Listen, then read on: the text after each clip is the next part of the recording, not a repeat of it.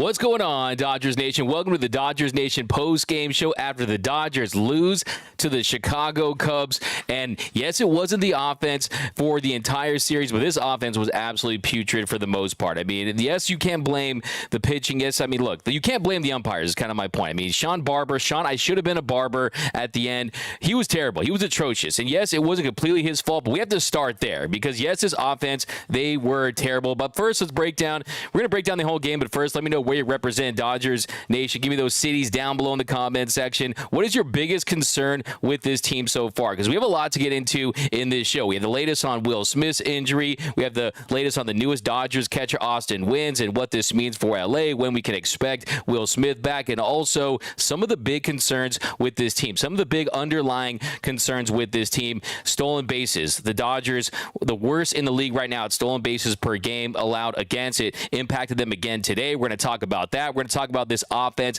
that continues to struggle. Colder than Rob Manfred's heart. I mean, this team is just not what it needs to be at the plate. I look at Freddie Freeman this series. Freddie Freeman goes 2 for 12 with 5 strikeouts. If you look at this offense as a whole, during this 3-game series, it was the first time the Cubs won a series in LA since 2014. The Dodgers average just 2 runs per game. They combined to go 16 for 100, 16 for 95 of this series, hitting 0.82, an 0.82 batting average this series for the Dodgers. So, yeah, I mean, they just couldn't hit. Last night was nice. It was a great moment. Peralta, I was in the house, just in the press box, and what they asked was, how does this translate to the next game? Does a moment like that get this bat going, get these bats going, get this offense going? Because, look, they still look like they're in a funk, and you're not seeing the consistency. And, boy, does this team miss Will Smith. Will Smith missed the last 2 games. Now he missed today's game, and he's going to be on the IL. And you're seeing the top of that lineup that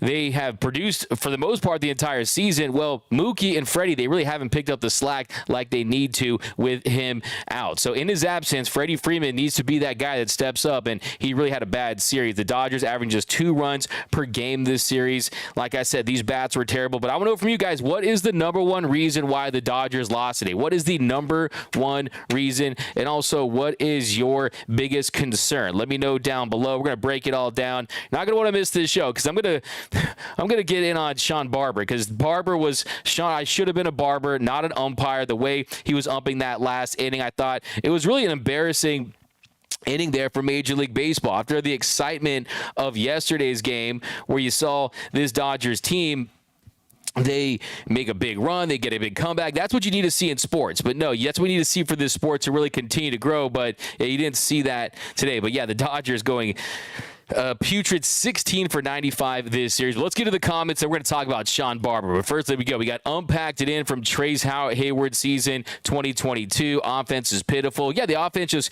couldn't get it done. I mean, he had the Chris Taylor home run there, the solo shot in the third. It was great to see him go off, hit 2 home runs during this series, and then they get another run off that bet single later. Of course, shout out to the Sun. If it wasn't for the Sun today, the Dodgers probably don't even make this that close, and Barnes scores on that play. But really, the difference today was Cody Bellinger. Cody Bellinger's solo shot in the 6th inning. That put the Cubs up 3-2, and that was the difference. But, yeah, this team is not doing the little things right now. You saw Miguel Vargas' error early in the game. That cost the Dodgers. I mean, Julio Urias didn't have his best stuff from a command perspective, but still he gave this team a chance to win. And when you're putting up 2 runs per game, you're not going to win very many ball games. But we're going to start with the bottom of the 9th inning. We're going to start with Sean Barber. I want all your takes on umpire Sean Barber in that last inning. 3 terrible called strikes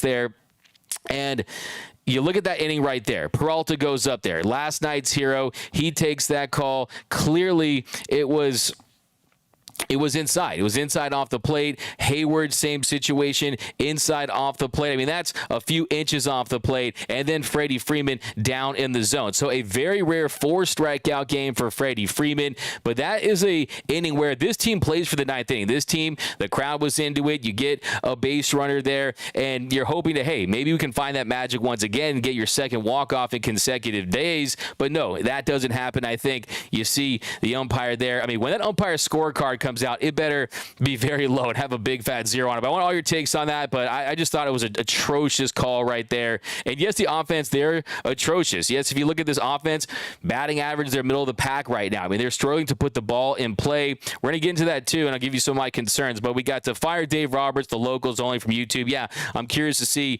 Dave Roberts' reaction there at the end. Of course, he goes out there, and look, I think he should have gone out there after the Jason Hayward call, in my opinion, to kind of light a fire under these guys and let them know that, hey, that's unacceptable. I don't know if Barber is a big NBA fan. Does he have money on the Bucks Heat game, and he wants to go see the end of that game? Did he have reservations after the game? Did he have to go take a piss? I don't know what it was, but a terrible, terrible display of umping there at the end. Did he have a reservation at the Palm? I don't know what it was, but yeah, I don't know if there's wheels on that plate going back and forth, but yeah, Stevie Wonder could have done a better job that inning. But we need to get better from Carl Stout over on Facebook. Joshua Holtz, umpires should have fines, rewards for good, bad calls, get too many point for a bad call and get sent down to the minors. That's from Joshua over on YouTube. And by the way, I'm looking for that Dodgers Nation comment of the night. And if I see that comment of the night, I'm going to give you one of these.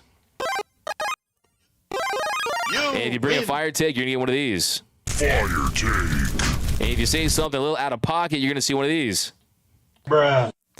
And also, too, we got to see who was that Dodger dog of the game. Dodger dog of the game. Let's get in the comments. We'll continue to break down this game. We're talking about Julio's start. Julio, the strikeouts were there early. The command was a little off late there. Is he finding rhythm with that pitch clock? I mean, that's something to think about. I think Julio, I mean, he was outstanding heading into this game. And look, the reality is it's tough for these pitchers to go out there when the margins are so thin, where they're not getting very much run support. And I think that definitely is something that you're going to look at moving forward, is if this offense can't get going, what are they going to do? Are they going to try to shake up the lineup? They're going to try to move some things around. We'll see what they do. But look, the reality is this team misses Will Smith in the worst way. Will Smith, he's a guy that was on a tear. I mean, he's a guy that was really emerging as a superstar, and hopefully it's not going to be long. Hopefully, very precautionary. Hopefully he's going to be back very shortly here, but now you see the importance of Will Smith. I hope that he's a little more appreciated when he returns to that lineup, because he's been nothing short of fantastic this season, and you're seeing this Dodgers offense, they're struggling in his absence. Just 2 runs per game this series, and you're talking about guys like Jameson Taillon, and you're talking about Steele, who really was an unknown for the most part. Yes, he's got off to a good start. Today, Smiley, you're talking about guys that aren't great pitchers in this game, and the Dodgers, just the at-bat quality isn't there. You see him chasing out pitches out of the zone. Freddie Freeman, bad game for Freeman. He had multiple opportunities where he had a chance to really get this offense going and be that guy that he has been for 95% of his career, but he just wasn't able to find it at the plate, just not seeing it well right now. I mean, anytime he strikes out 4 times, and granted, that last one, that should have been a strikeout, but who knows what would have happened after that. But still, I think Freddie Freeman needs to kind of get out of this funk a little bit. A little funk for Freddie at the moment. Back to the comments section. Here we go. We got what's wrong with this team, SMH. Our Dodgers not a great team like last season. First round exit this season, Frank Drez. Well, the team that you just said that was a great team like last season won 1 game in the postseason. So that certainly wasn't necessarily a great team as far as how they were constructed for the postseason. But I think this team is going to look very different later in the year. I think at this point, it's clear they're going to have to make some moves if they want to be legitimate contenders. I mean, yes, you have some bullpen pieces that may return, guys like Alex Reyes, guys like J.P. Fireeisen, guys like even Blake Trinan could return. I mean, there is going to be reinforcements, but I look at this offense. I think you definitely need to add another bat, a guy that consistently can put the ball in play, a guy that definitely can light a fire and provide a spark in this offense. And yeah, I'm still looking at Tim Anderson. I'm still going to die on the trade for Tim Anderson, bat him leadoff and move Mookie down in the lineup. And that is not something bad about Mookie Betts. That's not a disparaging remark or doesn't discount anything he's capable of, but I just think they need him as a run producer that needs to hit with runners aboard. But here you go. Offense is dead. That's from EB. Strike zone was a crap too. That's from Todd over on Facebook. I'll give you a comment of the night for that one. Bring on the robo-umps now from Neil. Yeah, yesterday when I was in the press box, I was talking to a scout who we had this conversation, and one thing he told me was, look, the robo-ump situation hasn't been perfected. I mean, they challenge calls as well that are made by robo-umps. They can tap on their head. Also, if you look at the mistake rate, it's about 7% for the robo-ump calls throughout minor league baseball. If you look at MLB umpires, the human umps, that's at 6%. So still, believe it or not, the error is still higher with robo-umps at the minor league level than the human umps at the big league level. So they're still refining the process. I think once they do that and you see some consistency and they're down to 3 to 5%, I think you absolutely have to make that move. I mean, what I've always said is you definitely want to have that human element. I mean, to me, one of the things that makes baseball great, I know a lot of young pups watch the show, and this guy was before my time in Sparky Anderson, but still, watching guys like Sparky Anderson, watching guys like Tommy Lasorda go out there and kick dirt on the umpire, that's one thing that is exclusive to baseball that makes it entertaining. You definitely don't want to lose that dynamic and element of the game, but still, look, today, I mean, you never know whose first game that was at Dodger Stadium, right? And you never know what could have happened had the Dodgers came back on another miraculous comeback win and who's the hero walk-off shot. That's what you want to see. You don't want to see the ump show, okay? Dodger Stadium fans, people don't come to Dodger Stadium and pay $100, $200, $300 for tickets and $50 on beer and another $50 on food and parking just to see the umpires umpire. That is not what they do. They are not the attraction. It is the players. And when you make calls like that and you don't give these guys an opportunity to perform, that is what it feels like. And look, the reality is this Dodgers team, when they're at their best offensively, it's when they're not expanding the strike zone. It's when they're not offering at pitches that are off the plate by a few inches. And if the umpires are going to make calls like that, it really takes the Dodgers out of their game. But still, you have to point to this Dodgers offense as they simply just didn't get the job done for this entire series. Anytime you put up 2 runs a game, anytime you're going 16 for 95, hitting 082 for this series, you don't really have a lot of room to complain about. So there's a couple ways to kind of think about this, but still, I just think the way that game ended, Peralta bad call, Hayward bad call, inside out the plate, Freddie Freeman, a guy who is an MVP, a multi-time All-Star, World Series champion, one of the superstars in the game, and you're going to squeeze him on a call like that outside of the bottom of the zone right there. I just think that's bad for the sport. And if you were trying to fix this sport and make it a better product where more people tune in, more people attend games, well, hey, you want to get the calls right. But let's get back to the comment section. Sound off on the umpires. I want to hear it. We got R. Van Mill, Charlotte, North Carolina. Barnes finally got a hit. Craig Osterberg. Yeah, Barnes got a hit. And look, I mean, Barnes isn't paid to be a big hitter or anything like that, but he definitely got off to a slow start this series. And I'll tell you, I was talking to Barnesy after the game yesterday, and we were talking about, hey, was Peralta going to walk him to try to get to him? And he thought they were. So it would have been interesting had he got that opportunity yesterday with Barnesy. But still, I mean, he's a guy that's going to come around in a big spot. I mean, he's a guy that he has championship medal. You've seen his big hits in big situations. You saw his hit in Game 6 that took Blake Snell out of the game. We know that he stole Blake Snell's soul during that game. So, yeah, you got to count on him. And also, too, it really kind of started the rally there in the bottom of the 7th. So the Dodgers, of course, they got a run from Chris Taylor early in the game, that solo shot in the 3rd. And good to see CT3 getting hits. But it's really interesting, Chris Taylor this season. I mean, Chris Taylor, it's kind of wild when you look at Chris Taylor's numbers on the year. I mean, he's a guy that is really become like a basically a 2 outcome player with the strikeouts and the home runs. I mean, but still, I mean, it was a step in the right direction. And if you watch Friday's Blue Heaven podcast with me and Mr. Clint Pasillas, I asked him for a favor, and that was to bless Chris Taylor and get him off the schneid a little bit. And he did just that, and it works. The Clint cure is real, ladies and gentlemen. But yeah, if you look at Chris Taylor on the year, he's still struggling, but it was good to see him get another home run, hit the ball hard. So that's definitely what you want to see. But yeah, it is very interesting if you look at the numbers there. I mean, 4 home runs this year. He has 5 hits on the year. 4 of those 5 hits are home runs. So he's hitting 135, a 673 OPS, 16 strikeouts, and 37 at bats. But still, it always has to feel good when you're hitting the ball hard like that and leaving the yard. And hopefully he can build on this. And this is a step in the right direction for CT3. Cold bat. So this is the answer to my question. Was the biggest reason reason why the Dodgers lost today. By the way, even though this was a loss, be sure to hit that like button because this is your show. I'm just hosting it. The more likes we get, the more subscribers we get, the more sponsors we get. Shout out to our sponsor, Hornitos, and the more episodes and content is coming your way. And like I said, we still have the latest on Will Smith. I'm going to give you guys, so you're going to wait around for that. We're going to continue to break down this game, and we're going to talk about those stolen bases and that issue coming up in just a second. But here we go. Fire the umpire from Carl. It's a fire take. Fire take. This team sucks. 8-8 is like a bad team record. Wilman Orozco. Yeah, I mean, look, it's tough to dispute that point when you factor in the competition. I mean, they're not playing world beaters out there. They're not like the Padres who had to go on the road and play the NL East teams on the road like the Braves or the Mets or teams like that or any juggernauts. I mean, they had a favorable schedule playing the Diamondbacks for like 15 games. I mean, you're playing the San Francisco Giants who they took care of business against, the Colorado Rockies. I mean, the Dodgers should have a really nice schedule, a really nice record at this point of the season, but they're sitting at 8-8. So yeah, with a more balanced schedule, you're playing every team 13 times. It's going to be very interesting to see the impact for the Dodgers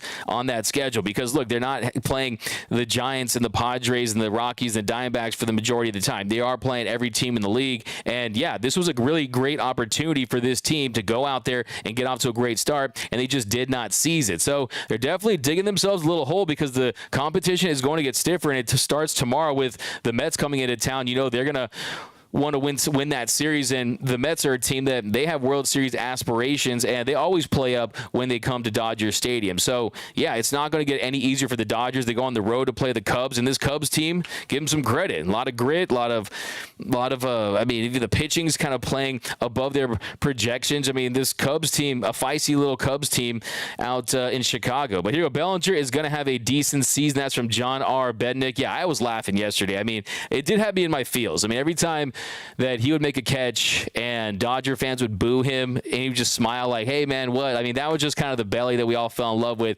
during his time in Dodger Blue. And, yeah, I do wish him nothing but the best. I hope he gets his career back on track in Chicago because, in my opinion, he is right at the top when it comes to that once a Dodger, always a Dodger status. I mean, some of the moments that he had for this team in that uniform are some of the greatest moments in this franchise's history. Look no further than robbing Tatis in 2020 in the NLDS. Look no further than the 2020 NLCS Game 7, his home run off of Chris Martin, even his rob job in the World Series, even his home run in the World Series. I mean, NLCS MVP for the Dodgers back in 2018 against the Brewers. I mean, lots of moments after moment, the MVP season. So always have nothing but love from Cody Bellinger. Barbershop Strike Zone, that's from Craig Osterberg. EB said, I booed Roberts while I was at yesterday's game. Michael McCarty, what we really need to do is have a mechanical ball/strike challenge. Yeah, I mean, look, I've always been a proponent, a strong advocate of the manager needs to have the ability to challenge at least one or two,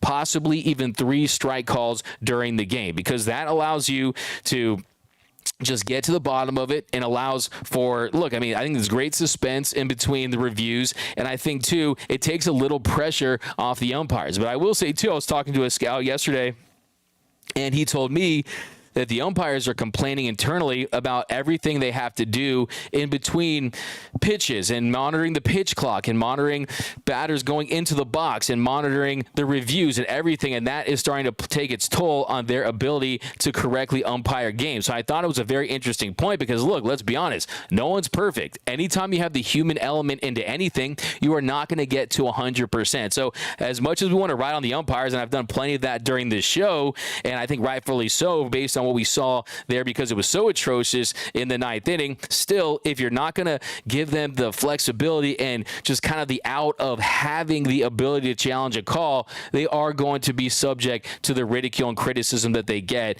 and that's really not going to change until they change that. So I think that's a great point over on YouTube. We got Alex. This team plays like they're bored of baseball. We hit a home run, and the dugout is just sitting there golf clapping. That's from Alex Silva. Do you guys agree with Alex Silva? Do you think there is anything to that? It does feel like, look, I mean, I was talking to someone after the game yesterday, and kind of what I really came to the conclusion with is this team is I don't want to say they're forcing the chemistry, but they're trying. It has to happen organically, right? I mean, I think a win like yesterday definitely brings the team together. I was in the clubhouse. There was a bubble machine. They had some smoke. They had some lights. Guys were definitely having a good time. It was rowdy in there, but do they have the juice like some teams we've seen in the past? That's a question I have. I still think it's too early to determine that. I still think that we're still in the waiting and assessing phase. I'm still in wait and see mode with this team and this lineup. And look, let's not bury the lead here. Will Smith is a big part of this team. Will Smith is a guy who,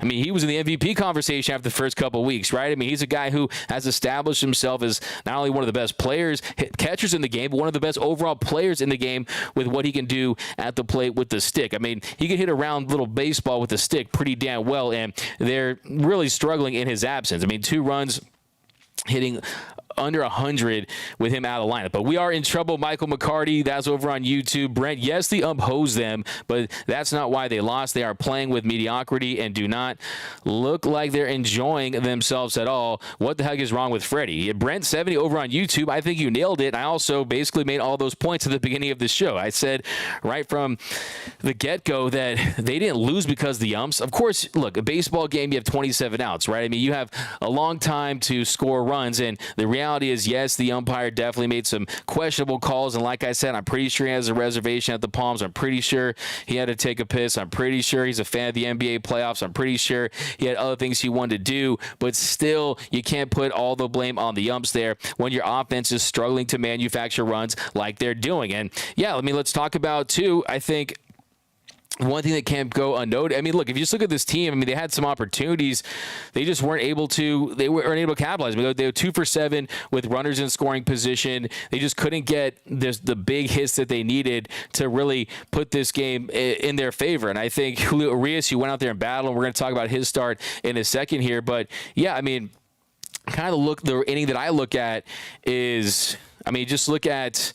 If you just look at top of the 7th inning there, top of the 7th inning, James Outman, he strikes out swinging at the top of the inning. And then Chris Taylor, he draws a 1-out walk. So there you go. Chris Taylor starting to really quietly turn things around. And I think he would be the bigger story had they won the games that he homered in during this stretch. I mean, they lose Friday, he homers. They lose Sunday, he homers. So I think we'd be talking a little more about Chris Taylor had they came out on top this weekend. But still, he draws a walk there. And then after that, Barnes, he singles to center. Taylor advanced to third. Barnes ended his over 18 slump to start the year. Yeah, it's good to see him get a hit and start to get some momentum going at the plate, because they're definitely going to need that, because he's going to be playing catcher a good amount this season. We know he's essentially Clayton Kershaw's personal catcher at this point in his career. We don't know when Will Smith exactly is going to return. When he does return, is he going to go full bore? I mean, there's a lot that we need to see, but still, to see him get a hit there, it's definitely a step in the right direction. And then with him aboard, Mookie singles to right on a ball that Seiya Suzuki lost in the sun. And yeah, shout out to the sun. I always say God is a Dodger fan. So that scored Taylor to make it 3-2 Cubs. So the Dodgers, they pull within 1, and then with runners on first and second, Freddie Freeman strikes out on a splitter low out of the zone, chasing. So very uncharacteristic from Freddie Freeman to see the at-bat quality. Like I said, he is not seeing the ball well at the moment. When you see him chasing at pitches low and away, bottom of the zone, he even top of the zone, I mean, he's a guy that makes the pitcher throw strikes. His swing is very consistent. His approach is to hit the ball to all fields, and he's struggling to get his bat on the ball in key situations, and that is just not the Freddie Freeman that has become a multi-time All-Star and a guy who could be a future Hall of Famer one day. So Freddie Freeman, he strikes out on that splitter low. That's the second out of the inning. And the next batter, JD Martinez, he reaches on an infield single to short. So they get a break there. Dansby Swanson, one of the best defensive shortstops in the game, he gets his glove on it, can't make the play. It was absolutely a hit. It was an error, but still, with the bases drunk, 2 outs, Dodgers really have an opportunity to at least tie it and possibly take the lead. Max Muncy, he swings and misses at a splitter for strike 3. So the Dodgers really struggling against that splitter today. Struggling against that cutter. I mean, some of the breaking stuff this weekend has definitely punished the Dodgers. So, I mean, they struggled against spin this series, and that was a great opportunity. So the offense, they need to step up in that situation. And then Yeah, I mean, there were some bright spots today. We're going to talk about Brusdar Gratterall. We'll talk about some of these relievers who I think stepped up. I think Caleb Ferguson had himself a really nice weekend. But here we go, back to that comment section, guys, because I don't know, this team, they need to get together. I mean, they need to get guys healthy. I think if there is a year where you're going to consider making a trade earlier than later, I definitely think this might be the year because, I mean, with the balanced schedule, with a competitive division, having a team like the Padres, who really still hasn't got hot at all, but they've had a very difficult schedule to start things off, I think this might be the year. But I think next topic we're going to dive into, should we do Julio Urias to start, or let's talk about some of the base stealing, and that'll really tie into Julio's start today, because Julio Urias definitely wasn't bad at all, wasn't the dominant Julio that we saw heading into this series. I mean, heading into this series, Julio really, I mean, he got off to a fantastic start.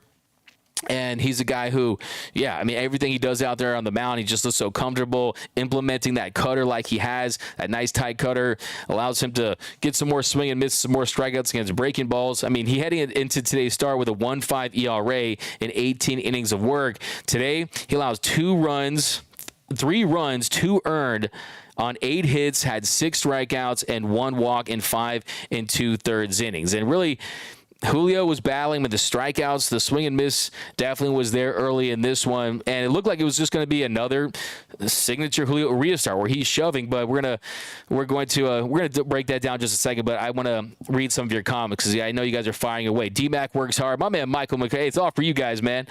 Bruce Davis, umps call same all day long. Stop it with the umps. EB, I don't pay for parking when I go to the Dodgers games, and I take in drinks and food. Dodger dogs are not good anymore since they switched to Farmer Juan. Okay. LB Classic, that ump was trash, but so is the Dodgers hitting. Yeah, I mean, there's a fire take right there. Fire take. We got Diane Schroeder. Hey, guys, 163 in the house. Smash that like button for D-Mac. I appreciate you, as always, Diane Schroeder. Let me take a sip of water here and give you a nice comment of the day. You win. All right. The Dodgers have Taylor.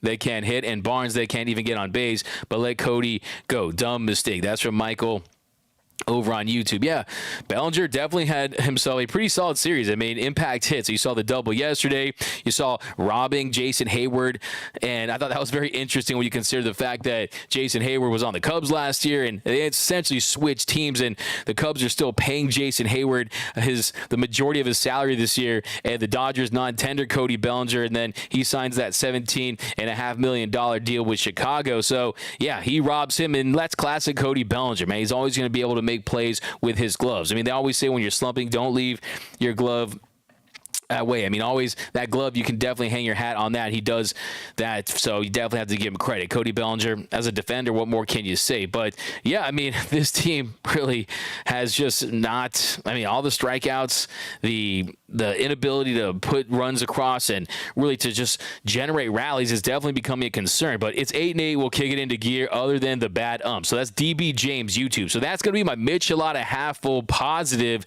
take of the game. I like that one. Shout out to our sponsors over at Hornitos, best tequila in the game. We got JD. That ninth was feeling promising again. Thanks, ump. Yeah, I definitely had the feel like 2 games in a row against this Cubs team. It's a 1-run deficit. And look, this team is just trying to make things interesting. This team is just, they're trying to get on base. And like I said at the top of the show, this team, they don't like to expand the zone. I mean, that is how they are trained. That is what they're supposed to be doing. And when you're going to give them those calls, it's just they're really going to be behind the 8 ball. And if you looked at Boxberger there late in that inning, 3 strikeouts goes an inning, and all 3 of those strikeouts were on pitches that absolutely were off the plate. And the Freddie Freeman one was low. But we see Annie Sky Sucker says, did you see Dave go out there after the game and get in the ump's face about it? 3 straight bad calls? No. Me either. Weak. I thought he did. I started the show after the game, but I heard at the very end of the broadcast that Dave Roberts was going out there after the game to try to get himself tossed. So like I said too, I think he should have been out there after the Jason Hayward strike call, because that's already the second bad call in a row in a key situation. Yeah, I mean, Doc, I mean, it's not going to change the game, but I think this team that needs a spark, that is still really trying to find itself from a chemistry standpoint. I mean, just imagine, first yesterday you get the walk-off, and it comes from David Peralta, new player. The young players like James Outman. The Dodgers were riding an over 22 slump, over 22 drought before he was able to get that hit. Miguel Vargas, he gets the big double, and then Vargas from second to home on the David Peralta first pitch swing gets through the hole there and ends up in right field. Great send there by Dino Ebel, and then on the very next day you possibly get another walk-off and your manager gets thrown out. Those are the types of things that galvanize a team, and I definitely think it was a missed opportunity from Dave Roberts. We got Harold. Freddie needs to drop in the order. No one on base to drive in. 8 and 9 spots are atrocious. That's from Harold. Yeah, I mean, that's kind of look. Yet last year we saw when they went to trade Mookie and Freddie, I mean, they definitely, I think, peaked as far as that August and September run they went on, that late summer run. I mean, all throughout the summer they were fantastic. But yeah, I mean, I wouldn't mind seeing that. Happy Sunday, D-Mac. What's up, Brian Gax over on YouTube? Always rocking with us. You know I appreciate you, my man.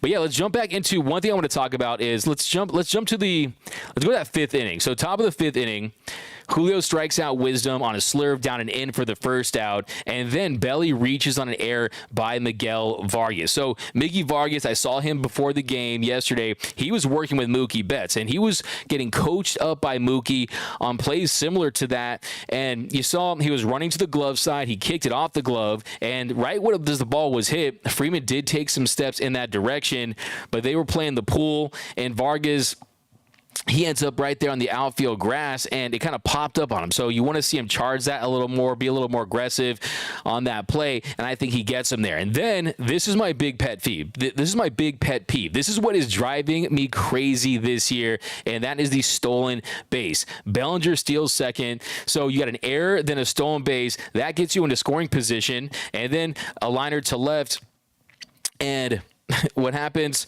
Horner's 2 for 3. Then Horner beat the throw going into the hole, and you take it for granted. And the strongest throw should have been gone to third base there. And then Muncy was at the bag. Oh yeah, so Horner, he hits one in the hole right there, and Chris Taylor, he goes to second. He beats that throw, and I think CT3 should have gone to third on that play. Muncy was waiting at the bag to get him out, but instead they're not able to get the out. And then Gomes grounds to short. Bellinger advances to third for the second out, and then Torrens reached on an infield single to Urias that scored Belly to tie things up at 1 apiece, and then Horner singled to left.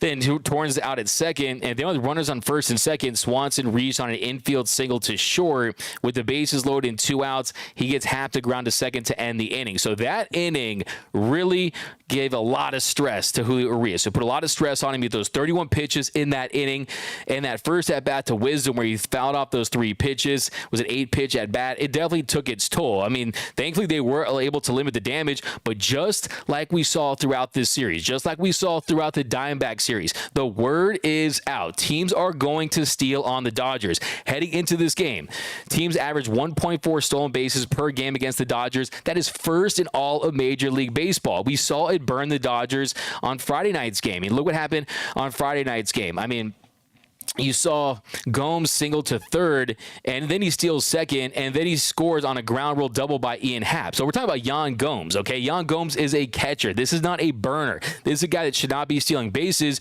but Dodgers pitchers aren't doing a great job at holding runners. Their delivery to the plate is slow, it's deliberate, and today we saw early in the game, Julio was able to get that pickoff. That definitely helped, but, I mean, the stolen base today, it was a huge jump on Julio Urias. So you had 9 stolen bases by the Cubs this series, and the Dodgers have stolen a grand total of 2 bases all season long. Okay, so if you look at that margin right there, the Dodgers, they are getting burned by the stolen base. To me, it's absolutely a big problem for this team because, look, those are winning plays. I mean, those are plays that provide a boost to your team, the spark plug, the catalyst plays. And look, when they're getting those advantages on the base pass, I mean, the Dodgers, they're going to struggle all season long unless they can correct this problem. So I don't know if they have to go quicker to the plate. I don't know if you have to just use your 2 disengagements a little better because the Dodgers, they're not really disengaging as much. You get 2 disengagements, and on the third one, you can still throw over, but you have to get the runner out. So I think, look, I mean, you saw they threw the runner out yesterday with Austin Barnes, but for this season, the Dodgers catchers haven't had great opportunities to throw runners out because of the Dodgers' slow delivery to the plate. So it's definitely a concern because, look, if you look at this team, batting average, putting the ball in play, they're not great, middle of the pack. If you look at runners, they don't have the advantage. Base running, base stealing. I mean, this team definitely looks like it's built for a team that was constructed before the rule changes, before the bigger bases, before the disengagement rules, before the shift. And I think the Dodgers are getting a rude awakening. I think they are struggling to adjust. So give me all your thoughts on the base stealing, because cost the Dodgers once again today. Cody Bellinger steals the base, gets the go-ahead home run that proves to be the difference today. So very interesting. Jenny Vegas says F the umps. That's a fire take. We got Dodgers looking like a lottery club. That's from Andy Sidesucker. That's a burn. That's a Finish him. We got, did Roberts go out and argue with the umpire? That's why he's a P word. Wow. This is a kid show chat over on Facebook. Lasorda would have gone out there and argued with Dave Roberts. Just sit on his hand. Hey, man, that's a little too much, man. Come on now. Let's chill out on that one.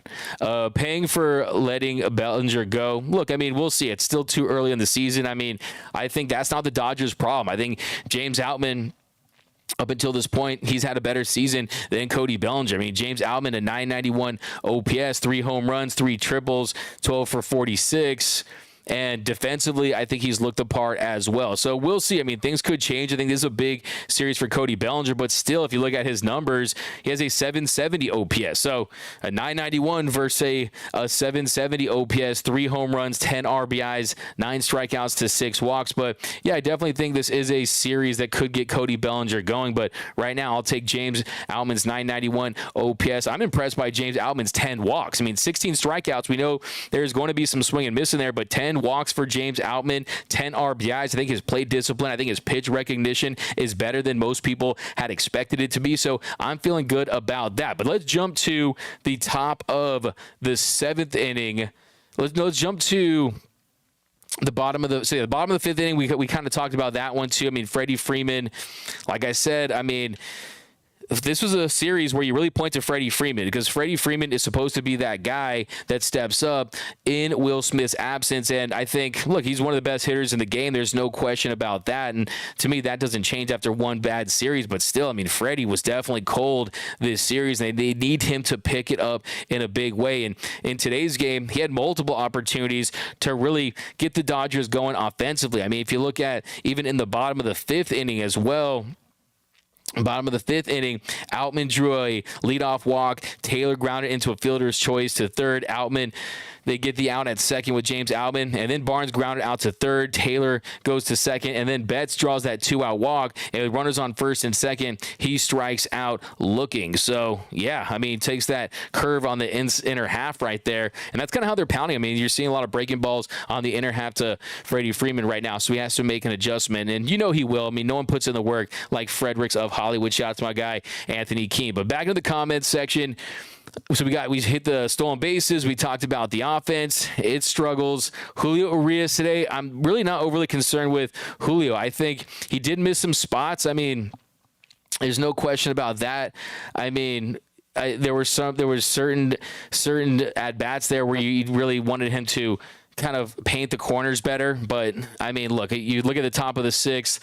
Suzuki flied to left for the first out. Then Mancini grounded to short for the second out. Then 0-2 pitch to Wisdom. He homers to left on a cutter. And if you go back and look at it, they wanted that cutter on the inside corner down and in. And Julio left it a little over the plate. That made it 2-1 Cubs. And then next batter, Cody Bellinger. 1-0 count. He homers to left to make it 3-1 Cubbies. 4-seam fastball, middle in, and Cody crushes it. So Julio knows better than anyone else that is a pitch that Cody Bellinger can handle. Left it a little too middle. Left it a little up, a 4-seam fastball, wasn't high velocity, was at 94 miles per hour, and that is a tailor-made pitch for a belly bomb, and that just felt very weird to say and to see. Cody Bellinger homering off of Julio Urias. Of course, it's a home run off a lefty. We would be jumping for joy and doing backflips to see Belly hit a homer off a lefty last season, and he did just that. So, I mean, Julio was 1 strike away from getting out of that inning, and he gives up the home run to Wisdom. So, yeah, I mean, that definitely was a crucial inning right there. One strike away, and Julio's cruising to another really solid start once again. But still, he still gave him a chance to win. I mean, you can't you have to mention Vargas's error there. I mean, just 2 earned runs by Julio Urias in 5 2/3. I mean, that's quality. I mean, he ends up giving up 3 runs, but still, I don't think you put this on Julio. I think he gave his team a chance to win. Didn't have his best command today, but still thought he had some nice moments. I mean, striking out Swanson with the slurve in the first, striking out Happ with the changeup away in the first. Mancini, the cutter swinging on the inside corner to second. Torrens, the changeup swinging away on the changeup. Suzuki on the cutter down in the fourth. Wisdom, the slurve. So, yeah, I mean, he definitely had his swing and miss there today. Just, yeah, the offense didn't pick him up, and it's kind of the story that we saw from a few years ago. But, yeah, another thing, too, I mean, we got to start mentioning it, is Trace Thompson, because Trace Thompson, he doesn't look good. He does not look good out there on the plate, at the plate. And today he goes 0 for 3, 0 for 3 with 2 strikeouts. One of them ends up as a pass ball on a check swing that he thought he had checked at, but he's waiting to get the umpire's ruling. But he could have ended up out first base on that play, but still he struggled. And he's a guy that, if you look at Trace Thompson, he I mean, numbers wise, the opportunities, I mean, still an 1107 OPS. But still, I mean, hasn't done very much since that 3-homer game, especially against left-handed pitching. He continues to struggle against southpaws. I mean, what's your prediction on Trace Thompson? But, yeah, let's talk about some of the positives. I mean, there is some positives today. I think one of the biggest positives today, I think the bright spot had to be the Michelada half-full bright spot is going to Brusdar Graterol. 3 Ks in an inning and a third, allowed just 1 hit. He came in there and he came in relief of Julio Urias, and he did a nice job putting out that fire and the swing and miss. I mean, you really got to feel good for Brusdar Graterol, who, look, I mean, he always gets off to slow starts, but I mean, I think the big revelation for him is if he is going to be able to throw that cutter, if he is going to be able to throw that slider, he is going to be a completely different pitcher. And I think, I mean, if you saw the strikeout to Suzuki, that 2-seamer away, Happ, the strikeout to Happ on that slider down in the zone, down and away, I mean, that is what you want to see. If you saw Swanson, he gave that double to Swanson, and on that one, it was a slider that he left a little up, and then Horner, he got his patented soft contact on that slider. So, yeah, I think he did a really nice job today. I want to give him a lot of credit. I'm going to give him a solid B+. I mean, he gives up that double there, but still, I think it was a step in the right direction. Some growth today from Brusdar Graterol, who came to the game and he fell behind to Torrens, is down 2-0 in the count and gets him to foul off 2 sinkers, and then he misses with the slider to load the count at 3-2, but then gets him to take strike 3 with that sinker they just painted on the black there. So I think a really nice job from Brusdar Graterol. I'll give him a B+. Give me your Brusdar grades, and we're gonna do some lightning round comments just a second. We'll wrap things up with the latest on Will Smith and the Dodgers' newest catcher, Austin Wynns. So we'll talk about that in just a second here. But, yeah, I thought he did a nice job. I think Caleb Ferguson, I think he continues to build confidence yesterday, getting them out of a bases-loaded jam. I thought he was big yesterday, and he just really kept the Dodgers in it and allowed for that comeback to take place there in the bottom of the ninth. But today, I mean, struck out Mancini swinging with that cutter. Wisdom, gave the Wisdom single. Left that 4-seam fastball a little out over the plate. Got Bellinger to ground to first, and then he got Gomes to fly to left. So for him, you're seeing some soft contact. You're seeing some swing and miss. So I felt good about him. But on a scale of 1 to 10, what is your concern level with Will Smith? And just to let you guys know, I am feeling okay. I think I'll be back by Thursday. I think, yeah, I mean, it hurt. I mean, of course, if you know by now, there was a foul ball that went off his head when he was behind the dish against the Giants. And yesterday, Dave Roberts was a little cagey with the way he was talking about it. Doc was saying that it was an illness, and Dave said that we'll know more and that there was a chance he could start today, but if he didn't, they were looking at an IL stint. And ultimately, he does go on the IL. But before we get into that, let's take a look at some more of your comments. Guys, keep firing away. The Dodgers, they lose the series to the Cubs. The first home series loss to Chicago since 2014. They're 8-8 on the year. This week they go 3-3. So all that momentum that they built against the San Francisco Giants and Max Muncy. And yesterday, when they have the walk-off, I mean, you look back and it's just a 500 week, and you don't feel that great about it heading into a pretty tough week where you host the Mets, and then you have to go to Chicago for a series. But here we go. We got going to be a tough year from Fish Tank Frank. We got J Kid 323. Vargas defense is horrible. Dude should be playing third and Muncie second. That's interesting, but look, this is what you have to know is that with the shift, with the restriction on the shift, you need to be a little more rangy at second base. And yes, Max Muncie likes playing second base. Yes, he said it's his favorite position to play. He likes making the reads off the bat, but there's a little more ground to cover right now. And from an athletic standpoint, Vargas has the ability to cover more ground at second base. So that is the feeling right now. I think next year it'll be interesting because at this rate, there's no question that the Dodgers will pick up Max Muncie's option. I mean his club option. There's no question that they will if he continues that. I mean, last, of course, once you kind of turn things around, they gave him that you're talking about a $10 million club option for Max Muncie. So they're probably going to pick that up. But here's what you also need to know is JD Martinez, he's on a one-year deal. They could always move Miguel Vargas to third, trade for Tim Anderson, have Tim Anderson play shortstop or second, or another variation with Gavin Lux and Tim Anderson, and maybe you can use Max Muncy as the DH. So that's something to chew on. A little fruit for thought there. But that sounds like a topic for tomorrow's Blue Heaven. Let's stick to this game, and I'll let you guys enjoy the rest of your Sunday. But yeah, real quick on Will Smith. So the Dodgers placed Will Smith on the 7-day IL before the Dodgers Sunday afternoon affair with the Cubbies. Smitty missed the last two games with what the team was calling an illness, and Doc said that Smith passed all the necessary testing, including a SCAT-5 test, but that he, quote, symptomatically just didn't feel well. It's retroactive to Thursday, so the earliest he could return is this Thursday when the Dodgers begin a 4-game series with the Cubs and is eligible to return on April 20th from the concussion IL. Now, the Dodgers did sign Austin Wynns, /259, 313, 358 with a 92 WRC plus in 57 games with the Giants last year. He started 43 games at catcher. He's 32. He played parts of 5 major league seasons with the Orioles, Giants, slashing .230, .274, .335. Has hit 12 bombs in 510 plate appearances with 136 starts behind the dish. Now, this is a true rental. This is like when you get in an accident and you pop a tire and you don't even replace it with a spare. It's like one of those dummy tires, those really small ones. This is basically what that is because he has no options, and the Dodgers, to make room for Wynns, they transferred right-handed pitcher Alex Reyes to the 60-day IL. So it is going to be a temporary signing, but he's playing in 1 game this series for the Giants, went 0-2. So we'll see if Austin gets an opportunity, but it's not going to be something that is long-term. And hopefully this Will Smith concussion IL is nothing serious because this Dodgers lineup, they need him back in the worst way. But let's get back in the comments here, and then we will let you enjoy the rest of your Sunday. Laker fans, let's go. Lakers take game 1, so shout out to the Laker fans out there. But here we go. Let's wrap this up with a rapid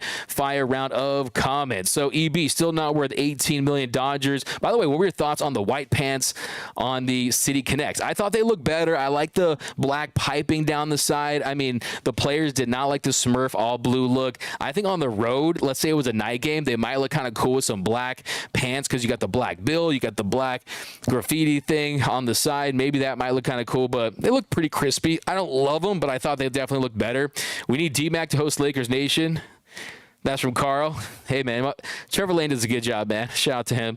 Hey, I have a Lakers YouTube channel, too, though. We have a Lakers YouTube channel, too. It's Lakers 24/8. So look for the new roundtables coming out tomorrow. I got my man, Mr. Noah Cameras. I got my man, Mr. Noise by Noel Sanchez. So those guys bring that fire. So look for Laker content as well. But still, this is a Dodgers show, right? And this Dodger team is not in great shape right now. But the Axe 2-2-8, Dodgers are bad in a 162-game season. Outman horrible on defense. Bruce Davis. Numbers disagree. I mean, 2 DRS, 92nd percentile, outs above average. The jump isn't great. The arm is there. So, yeah, he's also just getting better, and he's going to need more experience to really truly assess what he is defensively at the big league level. But so far, the early returns are he definitely has what it takes to be a plus defender on this level. But as constructed, the Dodgers are a third-place team. Teams look forward to playing us. That's from Roy Miller. That's a fire take because it's a pretty hot take. do teams look forward to playing the Dodgers? My thoughts on that, my reaction is the Dodgers don't have the cheat code like they used to. You don't have as stacked as of a lineup. You don't have as stacked of a rotation, as stacked of a bullpen. And then on top of that, you don't have the ability to shift and get a lot of soft contact and be BABIP merchants, so to speak, because we know the Dodgers dominated in that category. Do I think they want to play the Dodgers? Look, I think Max Muncy told me in the offseason that there's a Dodgers bullseye. Anytime people see that beautiful Dodgers script across their chest, they want to play up. I mean, you're playing in front of 50,000 fans. You're playing in front of a sold-out Dodger Stadium crowd. So, yeah, you're always going to play up to the Dodgers. But still, I think when this team is at full strength, I mean, who wants to face Julio Urias, right? I mean, who wants to face Dustin May, who's filthy? But still, I agree with you to a certain degree that this isn't as intimidating as a team as we've seen in the past. You're not seeing a guy like Walker Buehler out there in the peak of his powers. You're not seeing Trey Turner or Corey Seager, guys that can do a lot offensively to pick you up. So, yeah, I still think it's early. I still think you need Miguel Vargas and James Outman to continue to emerge. I think this was a pretty big weekend for Vargas, who, of course, we know leading the league in walks, on base percentage, all that great stuff, but you start to see some extra base hits. You start to see some big hits, and I think some more production from him is going to go a long way. To me, the glaring need is more production from the shortstop spot. I think, look, Chris Taylor, 2 home runs. Is this sustainable? Is this who he's going to be? A guy that either hits a home run. I mean, 4 of his 5 hits this year are bombs. Is this who he's going to be? It's still to be determined, but a very interesting take. But let's talk Will. Big concern for him. What's up, Dodgers, Chloe? Always represent. I appreciate you.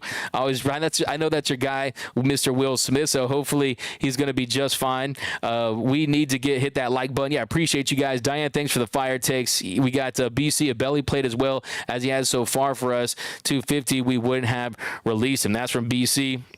I don't know. I mean, based on some people we talked to within the organization, it felt like it was time to part ways. And I think there was a certain level of frustration that the organization had with just his inability to make adjustments. I mean, Max Muncy, he completely fell off a cliff, and he was in a batting cage in Colorado, and they told him to do a step back move. He implements it into a game and is immediately seeing results. Whereas Cody Bellinger, you're seeing the same problem areas. You're seeing him be sapped of his power at times, but defensively, yeah, he's definitely a guy who's really good, but still, I mean, yeah, it's still too early to determine that. I mean, at $18 million, is that where someone who's league average offensively that plays above average defense? I think the answer to that is no. If he turns it around and looks anything like 2019 Belly, that's a different story. But like I said, it's still very early on, and we're talking about a Cody Bellinger that still has a lot to prove. I mean, he's hitting 245, but that OPS is at 770. So that's nothing to write home about. So I still think it's still really early to determine that. But, yeah, I hope he figures it out, man. I'm a big fan of Cody Bellinger. He's a really good dude. Bring up Eddie's Leonard, a.k.a. Turner 2.0. I think it's still early for that. Deborah Young, Trace, and CT3 have the same disease. That's from Deborah Young. Remember the 2008 team with Manny? I really like that team. Yeah, it was a great team. Manny Wood. Shelby Miller closing games for the Dodgers. Watch out. That's a fire take. Fire take. Yeah, I mean, the thing with Shelby Miller, I mean, he's the guy. I mean, look, he's a guy who big league contract, $1.5 million. You're not going to send him down or anything like that. I mean, the plan was for him to make this roster, and he's looked pretty damn good. I mean, it's still a 0 ERA, 7 strikeouts, and today, yeah, I mean, I think Shelby Miller is a guy who is trending in the right direction. He's doing what they had hoped he would do. You just want to see him improve the command. He struggled with that command during the Arizona series, but yesterday he looked really good. And yeah, the bullpen is quietly getting better. That's definitely something that you have to make note of. I think there is confidence building in this bullpen. They just don't have those fireballers, the guys that are going to get a lot of swing and miss, the guys that are going to miss bats and get big punch outs, but still they're starting to make some adjustments. But yeah, a couple more comments here, guys, and we will head out. But I got to hit this K Casino $10. That's going to the Otani Fund and some carne asada fries. Doug, great show. Can you tell by all these trolls? Is it Robert's last year? Doug, great show. You can tell by is it Roberts last year? K Casino, look, he signed that extension. He loves to be the manager of the Dodgers. I don't think he would step down. And do I think they would fire Dave Roberts? I'll tell you this. I mean, this team has a great relationship with Dave Roberts, and it goes beyond what he does from a managerial standpoint. But if this team falls off a cliff and doesn't make the postseason or makes a big trade and they only win one game in the postseason, you can point to a move that was his decision.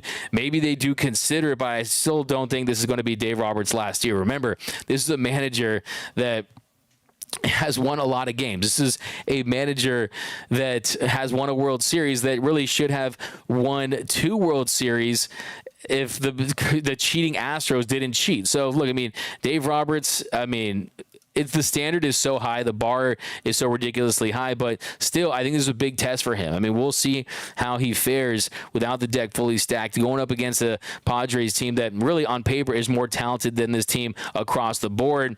And if you look at his record, I mean, 661 and 389. I mean, you're talking about a 630 win percentage. I mean, if the Dodgers fired Dave Roberts, teams would be lining up around the block to sign him, make him their manager. I mean, that's just a fact within the baseball world. But Blue Heaven, I like Tim Anderson. That's from Rebecca.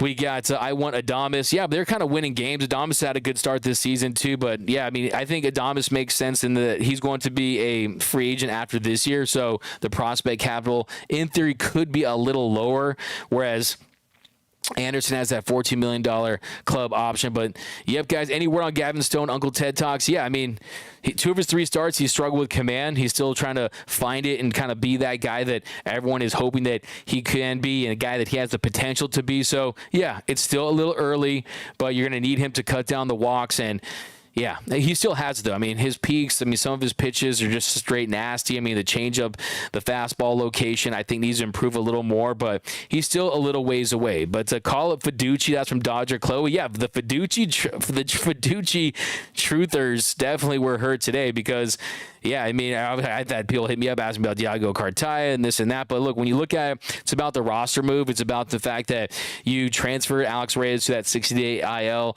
And also, too, it should tell you that it is going to be temporary and that they are expecting him back. So it is a business. And having Austin Wynns, a guy that it's a veteran, over 30, 32 years old, if they need him, he's going to be able to do just fine. But uniforms look good from AMC 7. Eddie's Leonard is a freak of nature. That's from Ted. Doug, go on Lakers Nation with Jeff. That's from BC. The Smurf take by fams is BS. They don't know the importance of having a modern look. That's from Jenny Vega. Don Kim, what up, Don Kim? I forgot the authors of the study. I want to read this one, Don. But research found that one difference between elite versus almost elite tennis players was how they spend the time in between serves. Elite players use the time between serves to rest. Point is, pitch clock does not allow pitchers to reset, so back-to-back homers will be more common. That's a good take of the night because we learned something from my man, Mr. Dong Kim. And Dong, I think that's a great point. I think, yeah, I mean, if you read Nadal's book, he talks about how you have to focus on each and every point, and you have to treat every single point like it's match point to actually have sustained success in tennis. And I asked Will Smith this question during spring training. I said, look, the pitch clock violations are one thing, but the reason why you have this velo revolution and fastball velocity is still up, but still the fatigue is a factor. And guys like an Alex Vester, Julio Urias that really go max effort on each pitch, when you don't have that full 25 seconds like they were using and all the seconds in between time to really just gather and just bring it, you are going to miss with command. You are going to throw with some less velocity at times when you're fatigued, and that's one of the reasons why offense is up. But look, historically, that's how it's always been. And I think that it was getting abused to a certain point, but the pitchers are going to get stronger. They're going to build more stamina, and they are going to adjust. So I think you're going to see this even out, but it's just going to take some time to adjust. But, yep, guys, that's going to do it for this episode of the Dodgers Nation post-game show. If you haven't yet, smash that like button. Follow me on Twitter, Instagram, and TikTok at DMAC_LA. Also, we'll be back tomorrow for the Blue Heaven podcast before the Mets series with me and my man, Mr. Clint Pasilla. So come rock with us on the pre-show. We got Midnight saying D-Mac, Belly's Old AF from 50 Cal. We got Defense is not so good. Yeah, I'm sure we'll touch on that tomorrow. IB Stroking Dodgers need a better hitting coach. We'll talk about that tomorrow too. But thanks, guys, for rocking with us. The Dodgers lose today against the Cubs. They lose the series. Belly's go-ahead home run. Old friend Cody Bellinger, bopper, hit one out. We talked about about Sean Barber being complete trash. But thanks again, guys. D-Mac, you and Clint, thanks. Appreciate you, Jenny. But yeah, guys, thanks. IB Stroking, always rocking with us. Deborah Young, Carl. See you guys tomorrow. My name is Doug McCain. And remember, nothing brings us together quite like Dodger baseball. And until next time, think blue, bleed blue, and I'm out.